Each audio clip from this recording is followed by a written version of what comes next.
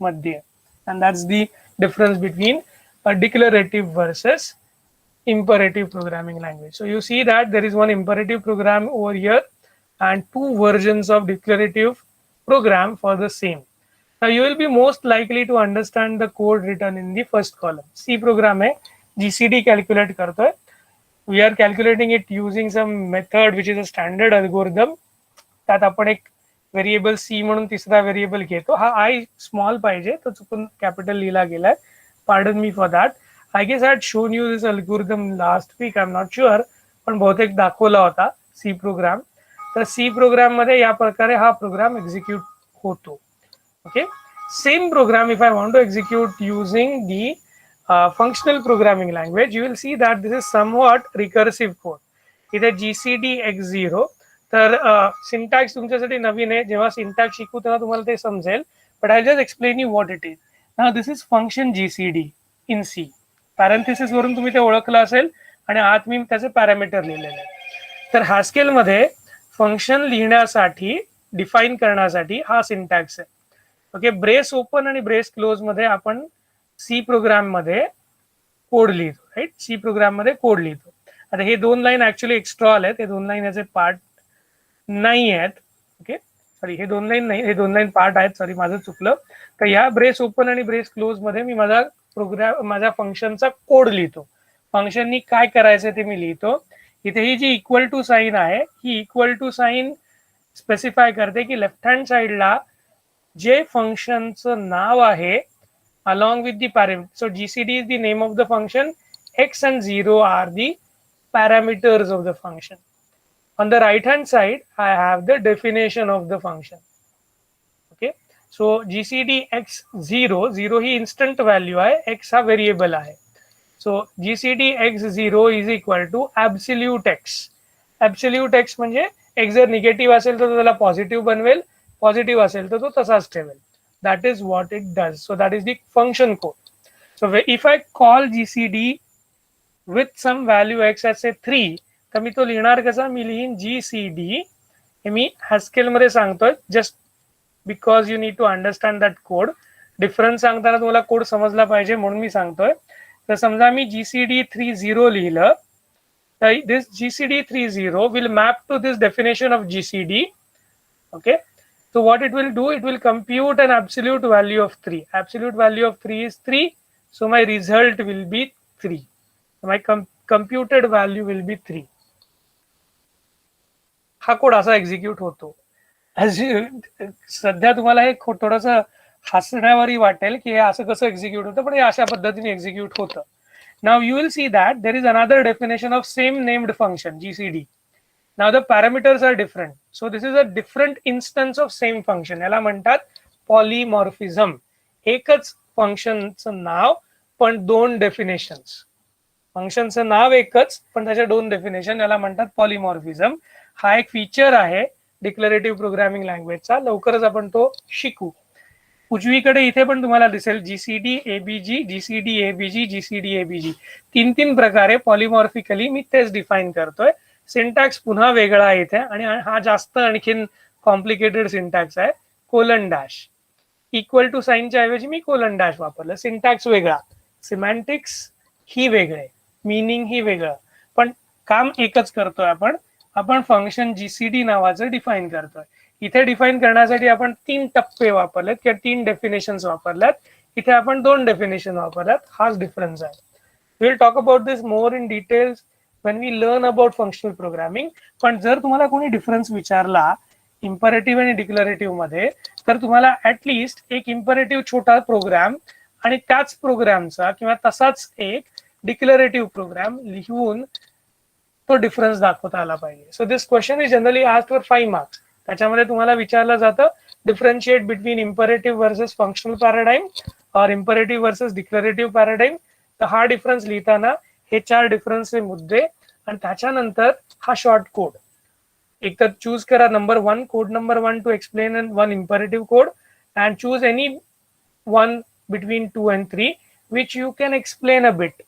Explanation खाली दिलेलं आहे थोडंसं, तेवढं एक्सप्लेनेशन पुरेल, पण तुम्हाला आन्सर लिहिताना हे लिहिता आलं पाहिजे. हे लक्षात घ्या. हा कोड तुम्हाला लवकरच समजेल जेव्हा आपण मॉड्यूल 3 वर काम करायला सुरुवात करू, लर्न करायला सुरुवात करू. सध्या गृहीत धरा की हे तुम्हाला पाठ करायचं आहे. GCD x0 is equal to absolute x. तो काय करतो, एक्सला जी व्हॅल्यू असेल त्याची ऍब्सोल्यूट व्हॅल्यू कॅल्क्युलेट करतो आणि ती रिटर्न करतो. रिटर्न लिहावं लागत नाही या प्रोग्रामिंग लँग्वेज मध्ये. तो डायरेक्ट इक्वल टू साइन ती व्हॅल्यू रिटर्न करतो. Now the second definition of GCD is that x and y will calculate again GCD. GCD of what, b. आणि सेकंड पॅरामीटर जो आहे तो y च्या ऐवजी काय केला आपण, मॉड ऑफ ए बी. थोडंसं मी रब करतो म्हणजे कळेल. मॉड म्हणजे काय, ए मॉड्युलो बी. ए नी बी ला डिव्हाइड करायचं आणि जो रिमाइंडर उरेल, जो माझ्याकडे बाकी उरेल, त्या बाकीनी मी कॉल करत आहे. ती बाकी मी स्पेसिफाय करत आहे as a second parameter of GCD. What I am doing is, in this second definition of GCD, I am writing it as a recursive definition. मी समजा x ची व्हॅल्यू 45 आहे आणि y ची व्हॅल्यू 45 आहे आणि y ची व्हॅल्यू 20 आहे, and I make a call to GCD like this, GCD 45 20. जर मी असं लिहिलं आणि मी सबमिट केलं कंपायलरला, तर कंपायलर काय करेल, कंपायलर मॅच करेल की ही डेफिनेशन मॅच होते या सेकंडशी. का सेकंडशी मॅच होते, कारण सेकंड पॅरामीटर 0 नाही आहे, सेकंड पॅरामीटर 20 आहे जो व्हेरिएबल आहे. So 20 matches with y, x matches with 45. Now the definition of GCD XY requires you to call GCD again, which is GCD with b. So b is what, b is absolute value of y. ह्या where clause मध्ये दिलेला आहे b काय आहे, b is absolute value of y. So what we do is we calculate absolute value of y. माझा हा 45 positive आहे, पण मी त्याला पुन्हा चेक केलं की पॉझिटिव्ह नसेल तर तो पॉझिटिव्ह होईल. So absolute of 45 is 45. So b is 45. Okay. And the second parameter is mod of AB. Mod of AB means I will apply 45 divide by 20 आणि त्याचा मी रिमाइंडर कॅल्क्युलेट करेन. सो 20 नी 45 डिवाइड होतं का, हो. 20 टू जा 40, 45 minus 40 is 5. माझा reminder राहील 5. सो मॉडनी मला मिळणार 5 आहे. सो हा 20 जाईल आणि मी कॉल करीन GCD 45 5. Okay. Now, when I submit this as a call to my compiler, हे recursive call झालंय. If you understand the concept of recursion, आम्ही पुन्हा कॉल केला GCD ला. कसा, मला कॅल्क्युलेट करायचं होतं GCD 4520. To calculate GCD 4520, I got calculated value of absolute value of 45 and absolute value of 20. Then I computed mod AB, that is mod of 45 and 20, which is 5. I'm calling now GCD with 45 5. Okay, हे पुन्हा call होईल. Call झाल्यावर काय होणार, पुन्हा b चा absolute value 45 राहील, 5 चा ऍब्सोल्यूट व्हॅल्यू 5 राहील, 45 ला 5 नी डिवाइड होईल, रिमाइंडर येईल this time 0. Remainder येईल this time 0. And that's how this particular function calculates the value. That's how this function calculates this value. इथे लिहिताना माझ्यामध्ये थोडं चूक झालंय, आपण ते करेक्ट करू नंतर, कारण इथे उलट लिहायला पाहिजे होतं. This should have been a, this should have been a. तर तो बरोबर कॅल्क्युलेट करतो. Fine. So this is one way of calculating GCD in Haskell. This is way of calculating GCD in C program. So what we today looked at, we today looked at the difference between an imperative and a declarative programming paradigm. These are the two major programming styles, and these are the five major differences in them. Okay, how they approach, what is the focus in the programming, what is the primary manipulation units, which is the first class object for imperative, which is the first class object for declarative.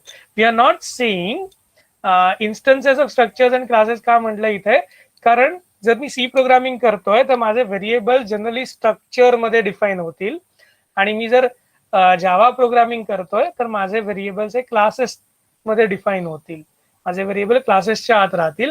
त्यामुळे इथे classes आणि structures मध्ये माझं manipulation मी माझे primary manipulation unit म्हणून define केलेलं आहे. पण रिमेंबर दिस, सी मध्ये व्हेरिएबल्स हे ऑब्जेक्ट, हे programming object first class object असतं. सी प्लस प्लस मध्ये आणि जावामध्ये क्लासेस आणि त्यांचे ऑब्जेक्ट हे प्रायमरी मॅनिप्युलेशन ऑब्जेक्ट म्हणजेच फर्स्ट क्लास ऑब्जेक्ट असतं. whereas फंक्शनल अप्रोच मध्ये फंक्शन्स फर्स्ट क्लास ऑब्जेक्ट्स असतात. Okay, all these things you need to remember. Okay, so these are few things why we need to understand or why we need to learn programming. Okay, एखादं जुनं feature असेल, ॲब्स्क्युअर झालेलं feature असेल तर ते understand करण्यासाठी मला प्रोग्रामिंग आलं पाहिजे, so that I can understand. जो प्रोग्रामिंग लँग्वेजेस बद्दल का स्टडी करायचं किंवा प्रोग्रामिंग कन्सेप्ट का स्टडी करायचे, कारण प्रोग्रामिंग लँग्वेजेस या इव्हॉल्व्ह होत असतात, त्या चेंज होत असतात. अनेक नवीन कन्सेप्ट, नवीन एपीआय हे प्रोग्रामिंग लँग्वेजला जोडले जातात and programming language get improved over the period. So एखादं फीचर जर ऑब्स्क्युअर होणार असेल तर मी जर त्यांनी ते ऑलरेडी कोड केलं असेल, ते फीचर वापरून कोडिंग केलेलं असेल, तर मला प्रोग्रामिंग कन्सेप्ट माहित पाहिजे की हे फीचर मला का लागलं तो प्रोग्राम लिहिताना, सो दॅट जर ते फीचर अब्सोल्यूट झालं असेल तर ते फीचरला मी रिप्लेस करीन कुठल्या तरी नवीन कन्सेप्टनी.